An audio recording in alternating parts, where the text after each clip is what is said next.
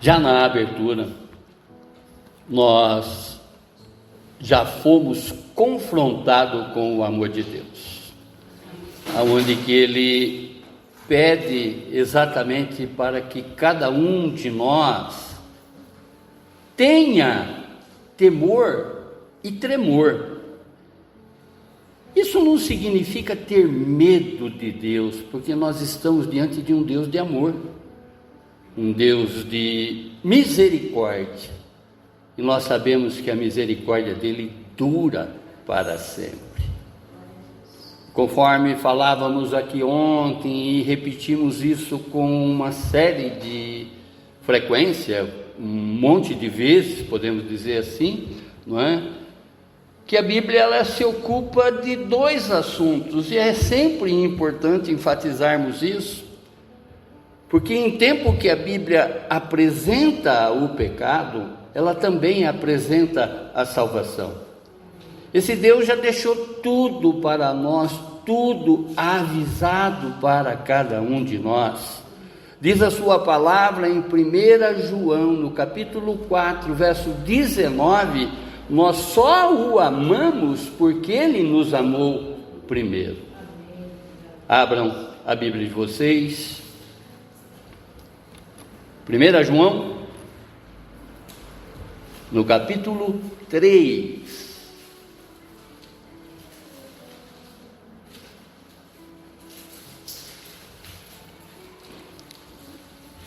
Primeira João,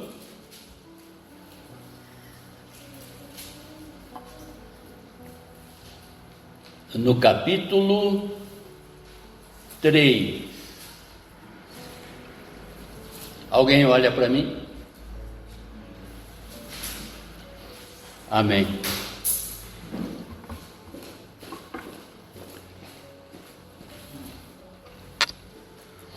Primeira João, no capítulo 3, a partir do verso 1. Olha a palavra ratificando tudo o que já foi dito aqui na abertura, não é? Como esse Deus nos ama. E aqui está confirmado, literalmente.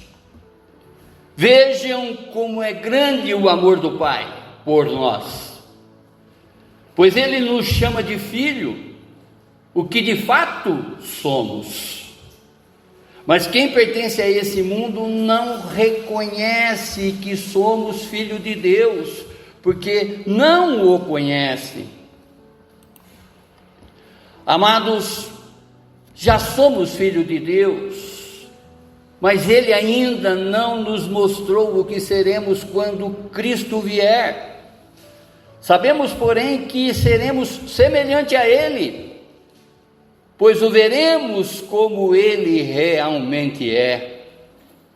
E todos que têm essa esperança se manterão puros como Ele é puro.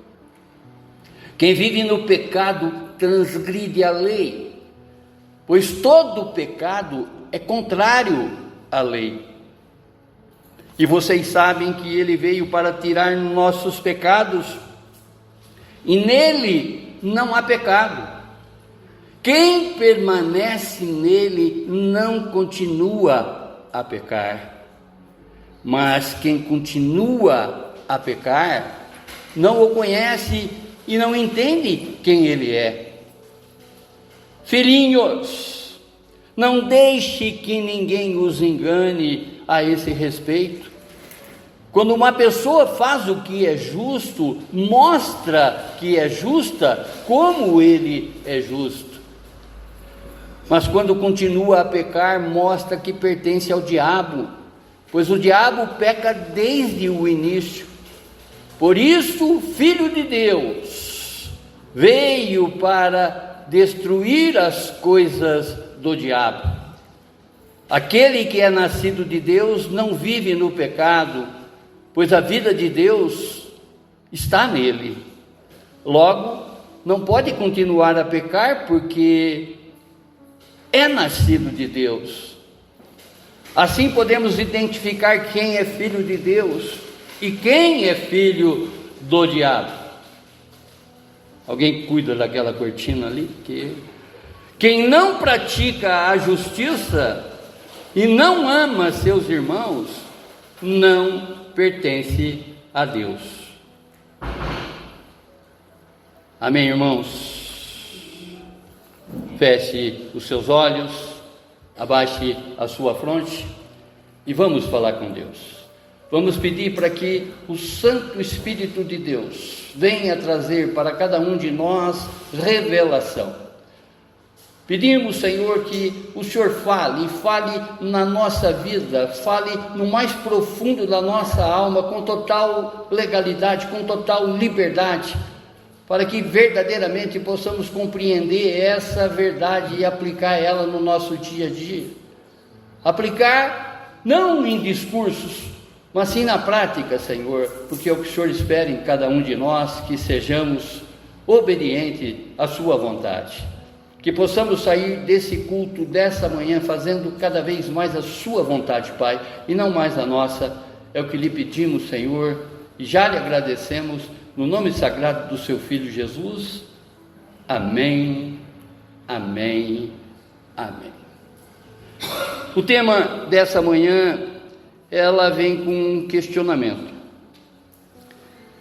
É uma pergunta que poderemos dizer que João está fazendo para nós aqui nessa ministração, nesta epístola. Então o tema é: de quem eu sou? Eu gostaria que durante toda a ministração vocês lembrassem exatamente desse questionamento: de quem eu sou?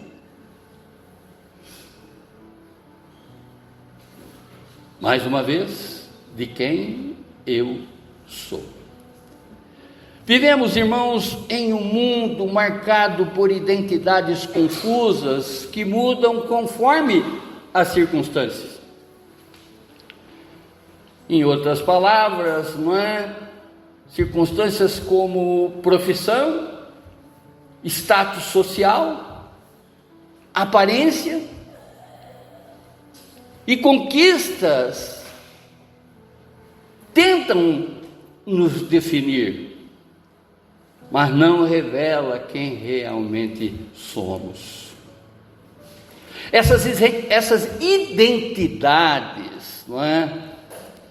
são instáveis e passageiras, porque depende de coisas que podem mudar e até mesmo desaparecer. O desemprego pode apagar a profissão. A crise pode roubar o status. E o tempo altera e muda a aparência. Não no meu caso, naturalmente, A palavra diz que por fora nós estamos nos deteriorando, mas por dentro nós estamos nascendo. Amém, irmão? Oh, glorioso! Em meio a tantas vozes que disputam nossa atenção, surge a pergunta que não pode ser ignorada. Em outras palavras, quem eu sou e de quem eu sou. Uma questão que atravessa gerações e continua muito questionada em nossos dias. Observe o mundo, irmãos, ao nosso redor, veja quanta quebra de princípios que está existindo, quantos valores estão sendo substituídos. As pessoas estão muito mais sendo conduzidas através do egoísmo, através do egocentrismo, através do hedonismo, do que em fazer a vontade de Deus. E a Bíblia nos lembra a Bíblia nos lembra que não somos o que possuímos, nem tampouco o que mostramos para o mundo. A Bíblia revela, e principalmente nesta epístola de 1 João, do capítulo 3, que ratifica: somos filhos de Deus, escolhidos e amados, e separados para viver em santidade e justiça. Jesus, no Sermão do Monte, no capítulo 6 de Mateus, no verso 21, ele diz: aonde seu tesouro estiver, ali também estará o seu coração. Se o coração está em Cristo, nossa identidade está segura e não pode ser abalada. Diferente, não é, da citação da abertura, onde que estava sendo discorrido aqui o rei Saul. Digamos que começou bem a sua trajetória. Deus o abençoou a escolha, mas que se perdeu na sua caminhada. Observando também naquilo que somos, Pedro revela, não é? Em 1 Pedro, no capítulo 2, verso 9, que ele afirma que vocês, porém, são geração eleita, sacerdócio real, nação santa e povo de propriedade escolhida de Deus. Assim, a nossa identidade não é confusa, mas plena e firme em Deus, que nos chamou das trevas para a maravilhosa luz. Essa epístola foi escrita, não é, pelo apóstolo João, que caminhou próximo de Jesus. Diz a palavra que ele inclinava a cabeça, né, no colo de Jesus. Alguém que tocou Jesus, alguém que conviveu Jesus, alguém que ficou observando Jesus no seu caminhar, nas suas ações e nas suas reações. E eu sempre digo para vocês que quando nós estamos deparados com a teologia desses apóstolos que verdadeiramente, não é, viram a Cristo Jesus, nós temos que parar e prestar muita atenção no que ele fala, porque ele está reproduzindo aquilo que ele aprendeu. Amém? A data aproximada dessa escrita foi entre os anos 85 a 95 depois de Cristo. E o cenário aqui, ou seja, o que estava acontecendo nessa época? A igreja, ela enfrentava falsos ensinamentos de mestres gnósticos, que negavam a encarnação de Cristo. Em outras palavras, eles não viam o Cristo crucificado no corpo, e sim no espírito. E quem é crucificado no corpo sente a dor, quem é crucificado no espírito não sente a dor. Então vão vendo exatamente os ensinamentos distorcidos da quais, não é, o mundo está repleto. E os gnósticos têm exatamente essa, digamos assim, esse ensino, não é, totalmente distorcido daquilo que é o Evangelho de Cristo Jesus. Eles negavam a encarnação de Cristo e ensinavam que o pecado não tinha importância, porque ele já via a carne como totalmente deteriorada, totalmente podre. Mas Jesus foi na cruz em carne, porque somente em carne, aceitando exatamente esse sacrifício no nosso lugar, é que nos traz a purificação, é que nos traz a santidade. E para os gnósticos, a carne é podre, não há nenhum bem na carne. Ele classifica exatamente todos os que estão na carne, não é, que não tem mais jeito. Portanto, eles não têm uma classificação sobre o pecado, não conhecem o arrependimento. Percebe? E um tempo também de muita perseguição aos cristãos pelo Império Romano. Basta, irmos exatamente de encontro com a história de todo o cristianismo, que nós vamos ver que os cristãos foram sempre perseguidos, como é até nos nossos dias, onde muitos pressionados nessa perseguição acabam negando a sua fé. Tempo de confusão sobre a identidade espiritual, pois alguns se perguntavam se realmente eram filho de Deus, já que vinham em meio de tantas pressões e tentações.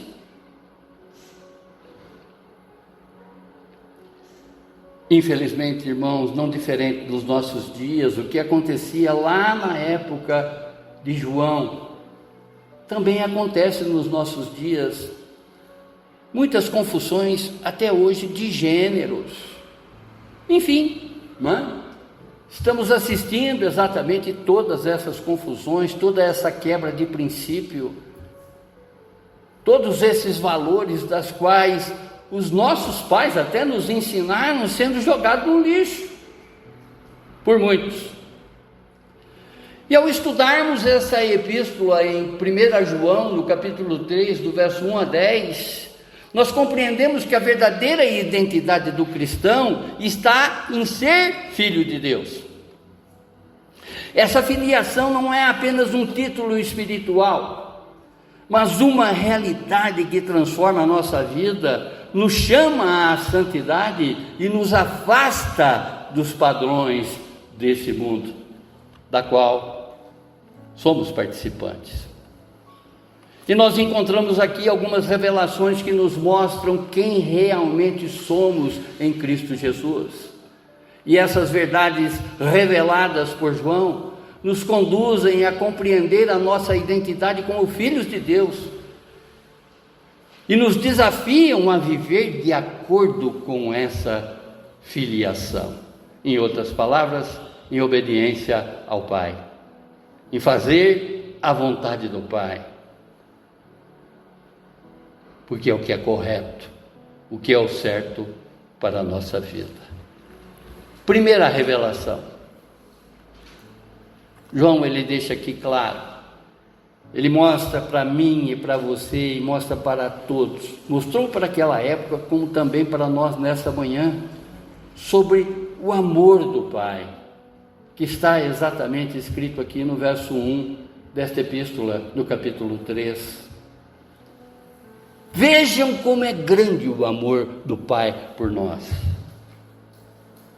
Ele não está exagerando, ele está exatamente escancarando essa verdade para mim e para você, que o Pai nos ama e nos ama de uma forma indizível, que nos ama de uma tal maneira, que nos ama sobre qualquer circunstância, que nos ama até mesmo no momento que a gente o rejeita, porque essa é a natureza dele, nos amar sobre qualquer circunstância, pois ele nos chama de filho. O que de fato somos? Olha a ratificação. Através de Cristo Jesus, nós somos inseridos na família de Deus, somos escolhidos por Deus, somos adotados por Deus. E conforme eu sempre falo, faço essa comparação, da qual nós sabemos, quem adota escolhe.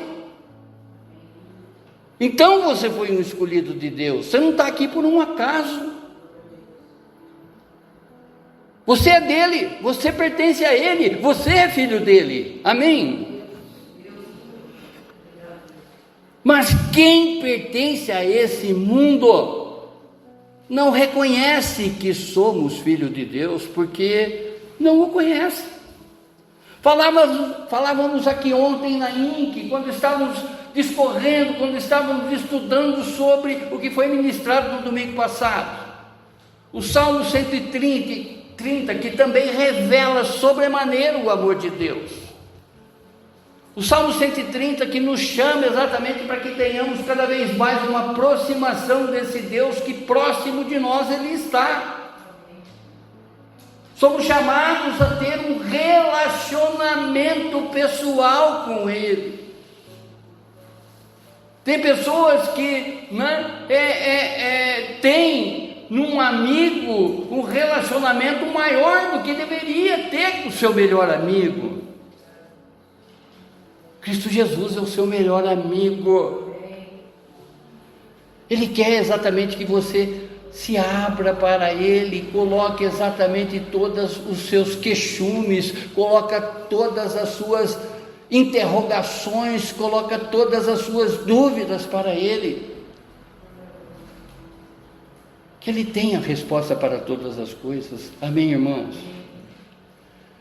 O amor de Deus é a base da filiação, e não é mérito humano, mas através da graça divina, ou seja, sobre a vida, não é? Paixão, morte e ressurreição de Cristo, que nos concede o título e a realidade de sermos filho de Deus. Ser chamado filho de Deus é o maior privilégio da vida do cristão. O mundo não entende essa realidade porque não conhece a Deus. É o que falávamos aqui ontem, aquilo que Deus já te revelou, aquilo que Deus continua te revelando, não é? Muitas pessoas estão aí nesse mundo ignorando.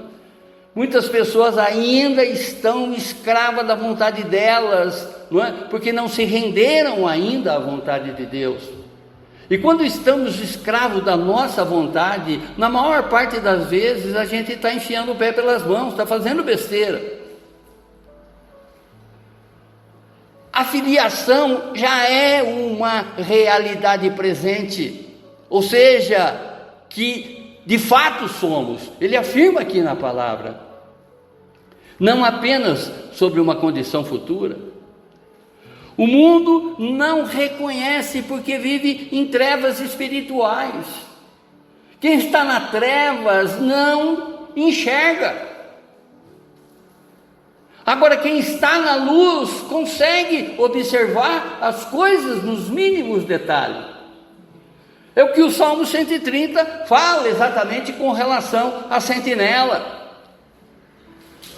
Porque a sentinela não enxerga absolutamente nada, não é? No escuro. Mas ele anseia para que o dia, não é, amanheça e ele tenha essa claridade, para que ele possa se livrar de todos os inimigos. Assim, quando nós saímos das trevas e nos colocamos na claridade, a palavra diz que ninguém mexe com o meu ungido. Oh Deus amado, precisamos viver como filhos já e agora, mostrando em atitudes e escolhas que pertencemos à família de Deus. Nossa identidade não depende de reconhecimento humano, mas da certeza de que Deus nos chama de filho. Segunda revelação sobre a nossa identidade futura. Verso 2. Diz a palavra: amados, já somos filhos de Deus, mas Ele ainda não nos mostrou o que seremos quando Cristo vier. Sabemos, porém, que seremos semelhante a Ele, pois o veremos como Ele realmente é. João, ele fala de uma realidade presente, ou seja, já somos filhos. Em Cristo Jesus, já somos filhos de Deus. Essa realidade presente de uma esperança futura, que seremos semelhante a Ele, conforme diz a palavra. A revelação plena ainda está por vir. A filiação é uma certeza atual, mas a glorificação é uma promessa futura. O cristão vive entre o já e o ainda não. Conforme eu sempre falo para vocês, nós já vivemos a eternidade. Uma vez que estamos fazendo a vontade de Deus, já estamos na eternidade. O já e o ainda não, para nós já é. Haverá um tempo, e esse tempo já é, em que o Senhor buscará os verdadeiros adoradores, aqueles que o adoram em espírito e em verdade. Olha como a palavra se completa, irmãos. A visão de Cristo é transformadora. O veremos como Ele é. Significa que a contemplação direta de Cristo nos mudará. Mas nós não precisamos do tempo futuro, porque nós já conhecemos verdadeiramente quem é Cristo. Ainda que não vemos, ainda que não enxergamos Ele visivelmente, mas no invisível nós sabemos quem verdadeiramente Ele é.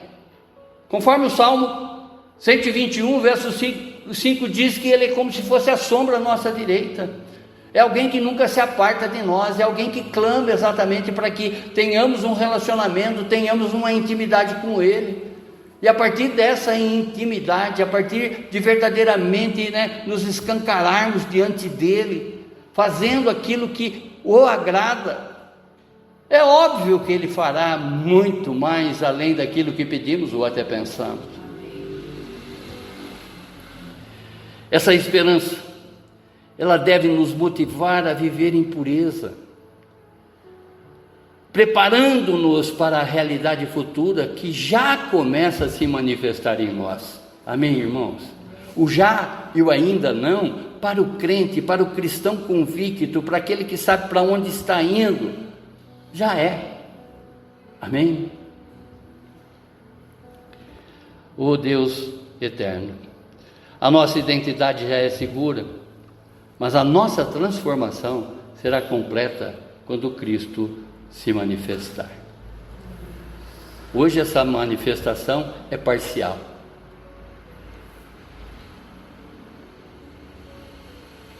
Terceira revelação, sobre a esperança que purifica. Oh glorioso!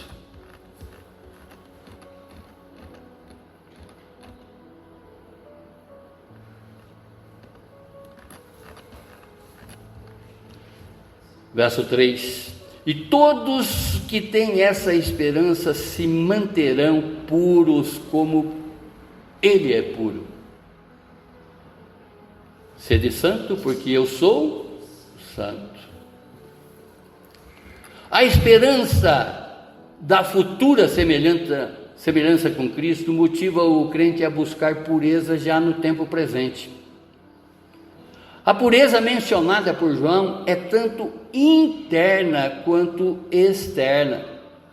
Não se trata apenas de aparência, mas de um coração transformado. A pureza do crente é reflexo da pureza de Cristo. O padrão não é humano, mas é o próprio Senhor Jesus que nos dá exatamente essa receita, esse exemplo. Quem espera ver Jesus vive limpo, porque Jesus é limpo. A esperança futura, ela deve moldar o presente, não é? O cristão, ele vive como quem já antecipa a glória futura. É o que nós estamos falando, é o que João está mostrando para nós, rejeitando o pecado, sabendo que o pecado só traz deteriorização, podridão, não é? Afastamento. Não é Deus que se afasta de nós quando estamos pecando, somos nós que nos afastamos dele, envergonhados daquilo que nós estamos apresentando. Porque o verdadeiro cristão, o Espírito Santo incomoda ele. Eu duvido que o verdadeiro cristão, aquele que se considera um verdadeiro cristão, faz um pecado, não é? E no seguinte segundo não é cobrado. Eu desafio, porque o Espírito veio para nos convencer do pecado, da justiça e do juízo. É o nosso auxiliador, é o nosso conselheiro, é o nosso companheiro, é o Deus conosco. É Ele que geme com gemidos inexprimíveis a nosso favor, a nossa causa. É Ele que grita aos nossos ouvidos, na nossa mente, no nosso coração, também na nossa alma, essa parte rebelde de todo o nosso ser. É Ele que diz: vocês são filhos de Cristo, vocês são filhos de Deus, vocês pertencem à família de Deus.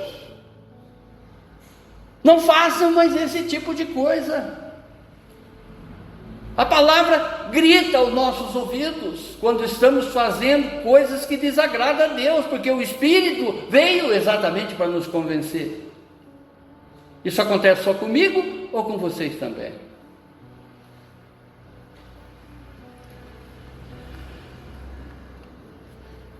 Se esperarmos ver Cristo, melhor, se esperamos ver Cristo, precisamos viver hoje como filhos que refletem a sua pureza, rejeitando o pecado e buscando santidade. Quarta revelação sobre o pecado e a obra de Cristo, dos versos 4 a 6. Diz a palavra no verso 4: quem vive no pecado transgride a lei, pois todo pecado é contrário à lei. Deus, Ele já estabeleceu os seus mandamentos. Ele já deixou claro para nós aquilo que lhe agrada, aquilo que lhe desagrada. Ele já deixou claro para nós as 7 coisas, as 6 que Ele detesta e a 7ª que Ele abomina. Ele já deixou tudo revelado para nós. Sabemos através da nossa própria condição moral quando estamos fazendo a coisa certa, como também quando estamos fazendo a coisa errada, que dirá através do convencimento do Espírito Santo que nos revela. Se estamos exatamente seguindo os passos do Senhor Jesus, estamos imitando a Ele, como Paulo imita. Sejam meus imitadores, assim como eu sou de Cristo, ou continuamos ainda fazendo a nossa vontade? Se Ele já deixou tudo revelado para nós, através dos mandamentos, através das coisas que Ele odeia, através das coisas que Ele detesta, através de todos os exemplos bíblicos que estão aí escancarados à nossa disposição, mostrando que o rei Saul, num determinado momento, começou na integridade, começou fazendo a vontade de Deus, mas no seu caminhar ele se perdeu, deixando claro que ele se afastou da família de Deus, ele que se excluiu da família de Deus, não foi Deus que tirou ele, mas a rebeldia dele que fez com que ele saísse da família de Deus. Não só a história de Saul, como tantas outras que são destacadas aqui nas Sagradas Escrituras, mostra exatamente para nós o bem e o mal, a bênção e a maldição, a vida e a morte. Amém? Em João ele revela que o pecado não é apenas uma falha moral, mas uma rebelião contra a lei de Deus. Pecar é desobedecer a Deus, é andar fora da lei. João mostra, e ele trata também o pecado como algo leve. Ou melhor, ele não trata o pecado como algo leve, mas como transgressão séria contra a lei divina. O pecado, irmãos, é a ruptura, ou seja, é o corte do relacionamento. Imagine agora, você confia numa pessoa,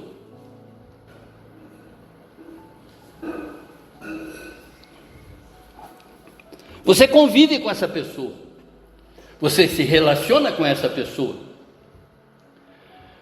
Se houver uma traição,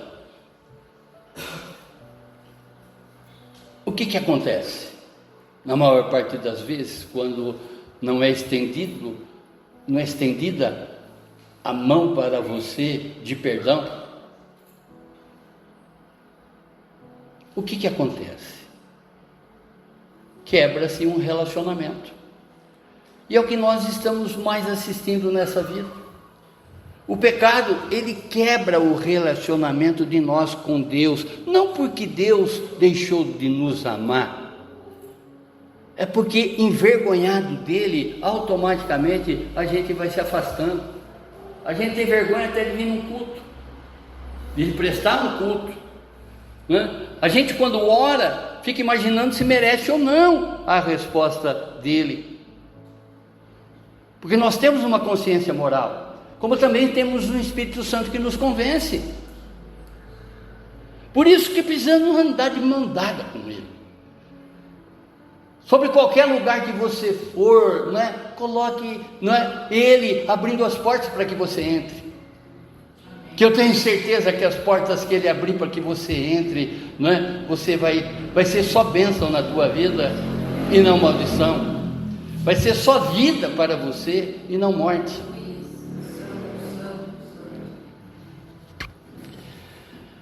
Aqui João afirma que o pecado é ilegalidade espiritual. Quem vive nele demonstra que não está sujeito à autoridade de Deus. Precisamos submeter a nossa vida à palavra, reconhecendo que a lei de Deus é guia para a nossa conduta e não apenas regra externa. Oh glorioso Deus! Fale, Senhor, fale na minha mente, fale no meu coração, fale no mais profundo do meu ser, como também fale no mais profundo do ser dos meus irmãos, para que verdadeiramente haja transformação através da sua verdade revelada, Pai. Oh glorioso!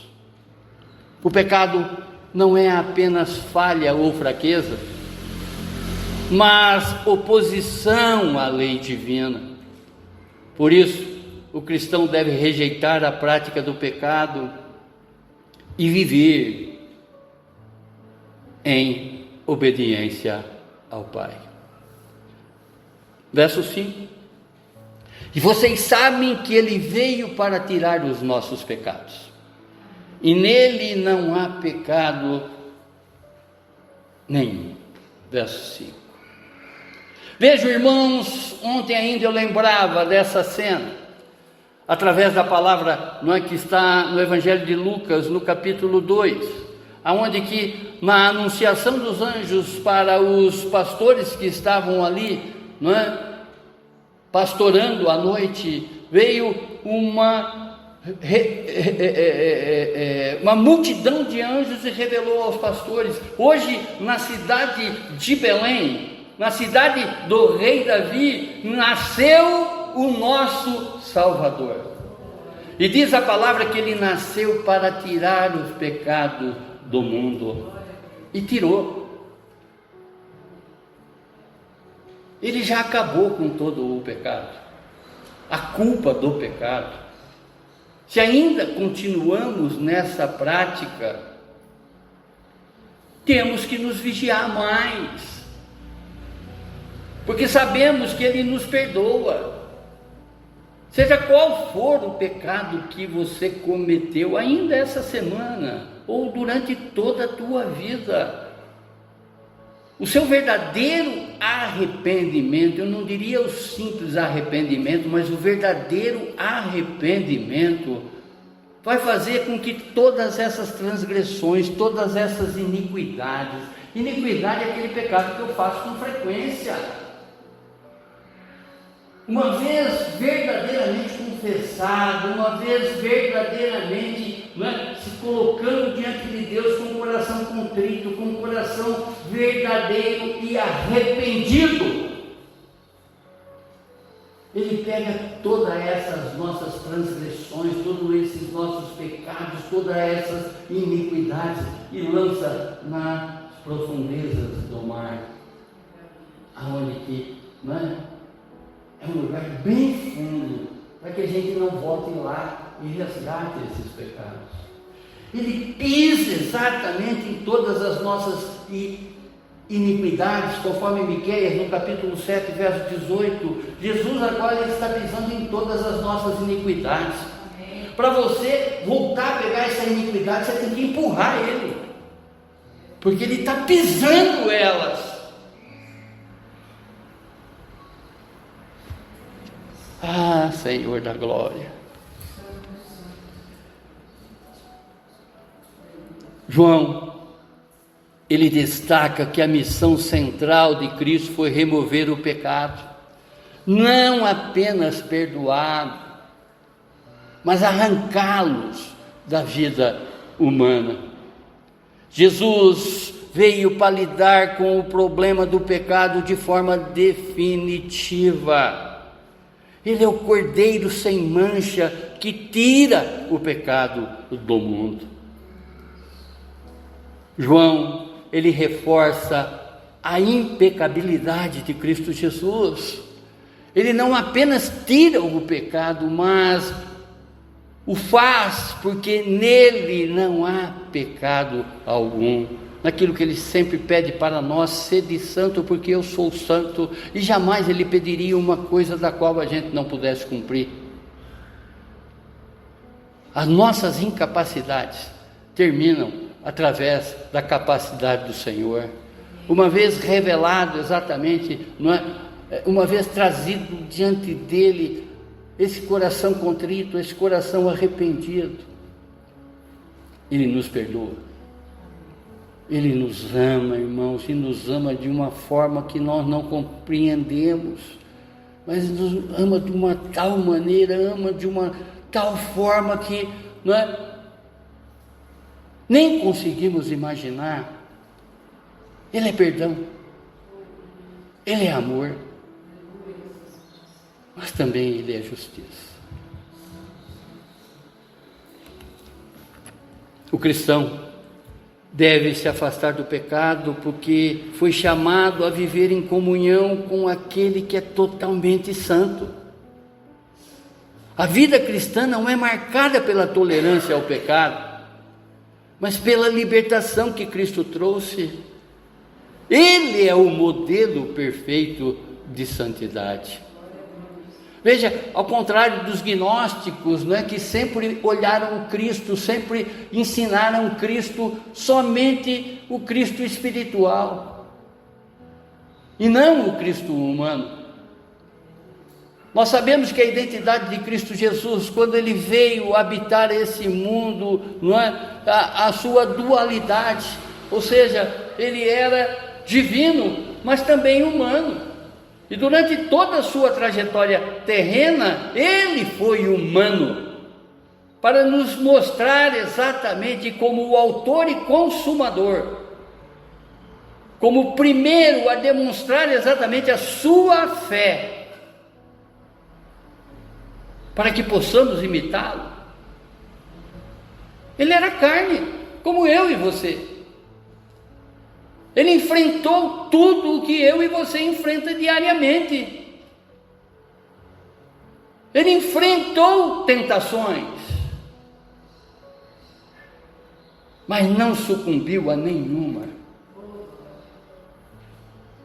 Ele é o Cordeiro Santo, que se fez sacrifício no meu e no seu lugar.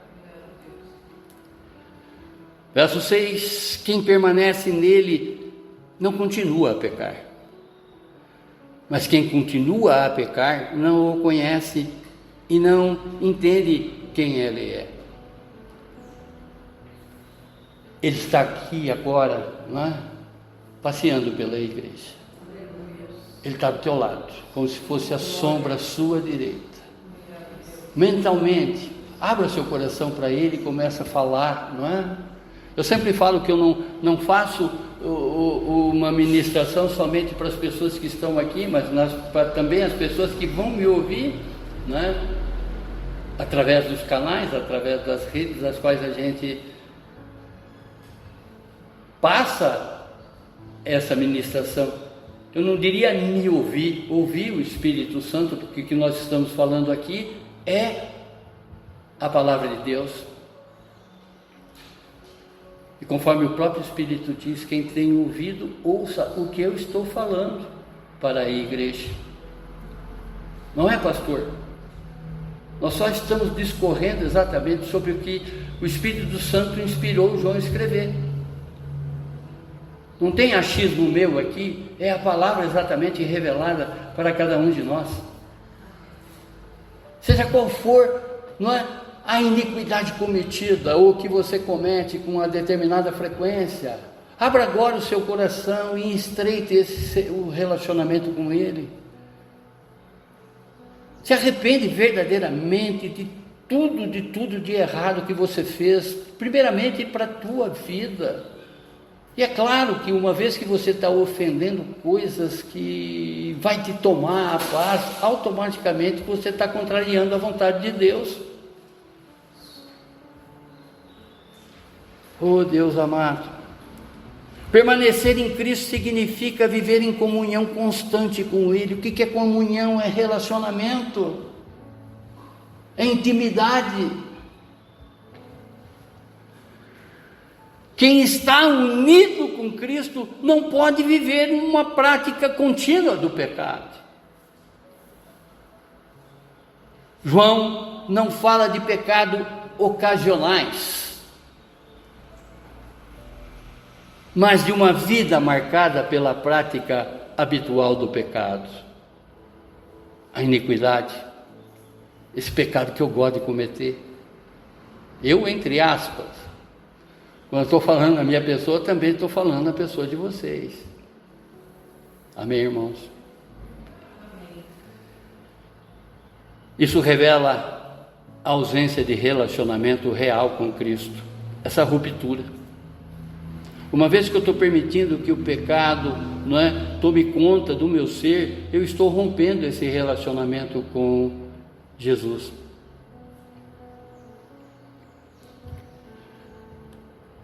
João, ele estabelece um contraste radical. Permanecer em Cristo leva à santidade, enquanto viver no pecado revela desconhecimento de quem é Cristo. Muitas pessoas, eu sou cristão, até onde? Por isso o tema, não é? De quem eu sou. O cristão deve se perguntar se sua vida reflete conhecimento de Cristo ou se ainda está preso a práticas que negam essa relação. A vida cristã não é marcada pela prática contínua do pecado, mas pela transformação que vem de permanecer em Cristo. E a quinta revelação, sobre a diferença entre filho de Deus e filho do diabo, dos versos 7 a 10. E olha o tratamento, né, que o Espírito Santo entrega para que João fale para mim e para você. Filhinhos. Olha quanto amor está exatamente apenas nessa declaração. Filhinhos. Não deixe que ninguém os engane a esse respeito. Quando uma pessoa faz o que é justo, mostra que é justa, como ele é justo. Verso 7. João alerta contra os falsos mestres que relativavam o pecado. A justiça, não é teoria, mas prática visível. Relativar um pecado é a mesma coisa que eu dar de ombro, ignorar, continuar nessa prática, sendo exatamente o chamado vacilão. Um dia eu sou crente, horas eu sou crente, horas não. Horas eu penso em Deus, penso na eternidade, horas não. Deus não nos chamou para que tenhamos um espírito doble, e sim um espírito reto. O espírito doble é que fez com que o Senhor tirasse o seu Espírito Santo do rei Saul.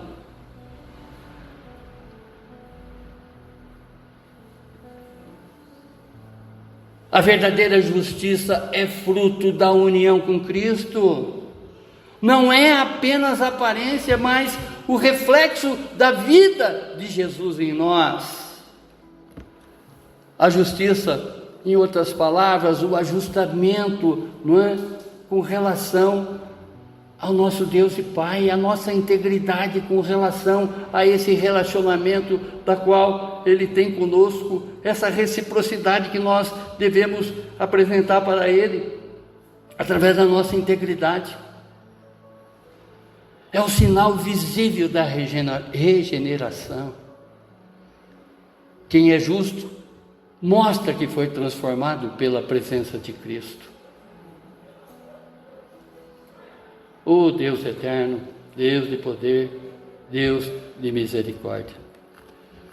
Precisamos alinhar nossas escolhas ao padrão de Cristo, rejeitando qualquer engano ou prática que relativize, ou seja, suavize, o pecado.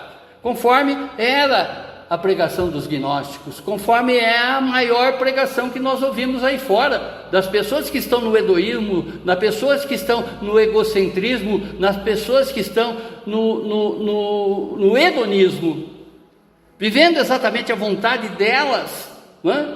Porque elas suavizam o pecado nelas.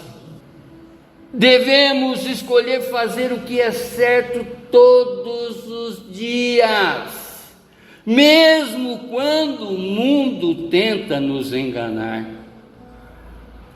O cristão não deve se deixar enganar por discursos que relativizam, ou seja, suavizam o pecado. A vida justa é a prova de que estamos unidos a Cristo. Verso 8: mas quando continua a pecar, mostra que pertence ao diabo, pois o diabo peca desde o início. Por isso o Filho de Deus veio para destruir as obras do diabo. João coloca o pecado habitual como uma evidência da filiação ao diabo. O contraste é radical. Quem vive no pecado mostra a sua origem espiritual. Lembram do tema? De quem eu sou? O diabo é o pai da mentira e pecador desde o princípio.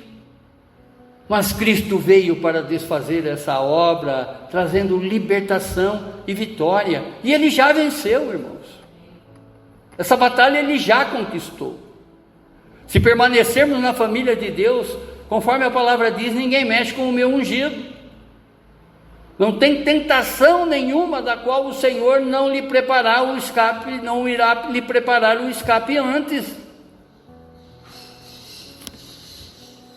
Oh, glorioso! A vinda de Cristo tem um propósito claro, que foi destruir as obras do diabo, ou seja, quebrar o poder do pecado e da morte. O cristão ele deve rejeitar qualquer prática contínua de pecado, lembrando que a sua identidade está em Cristo e não no inimigo. O cristão deve se examinar e buscar coerência. Se pertence a Cristo, sua vida deve refletir vitória sobre o pecado. Ah, mas essa tentação é muito grande. Tudo eu posso naquele que me fortalece. No Senhor eu posso todas as coisas. Pai, eu não estou conseguindo me livrar dessa iniquidade. Me segue, Senhor, me cale, Senhor, não é? Para que eu não haja mais dessa forma que lhe desagrade. Que eu não veja essas coisas mais como atração, que eu não enxergue essas tentações mais como algo maravilhoso, e sim que eu possa ver Satanás revelado nessas coisas, porque eu quero agradar o Senhor, eu quero andar na sua verdade, eu quero cumprir a sua palavra para que as suas promessas cumpram na minha vida.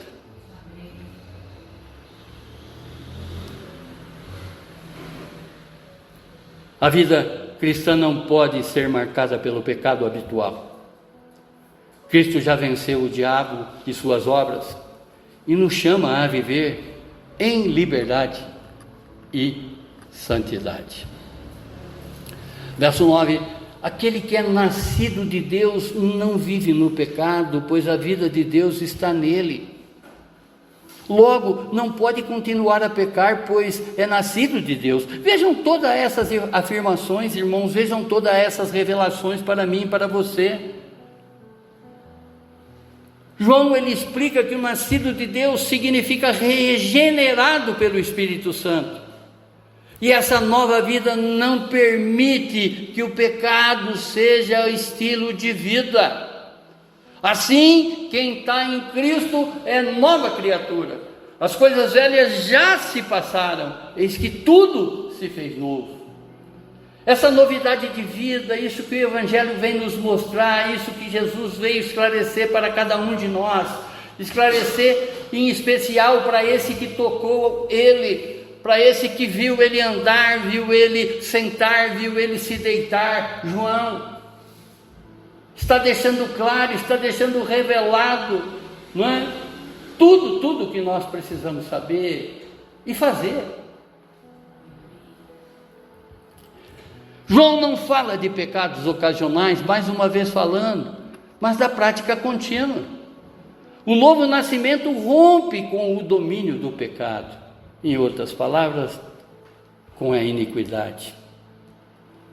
O novo nascimento gera uma nova natureza, e essa natureza não se harmoniza com o pecado, mas busca santidade.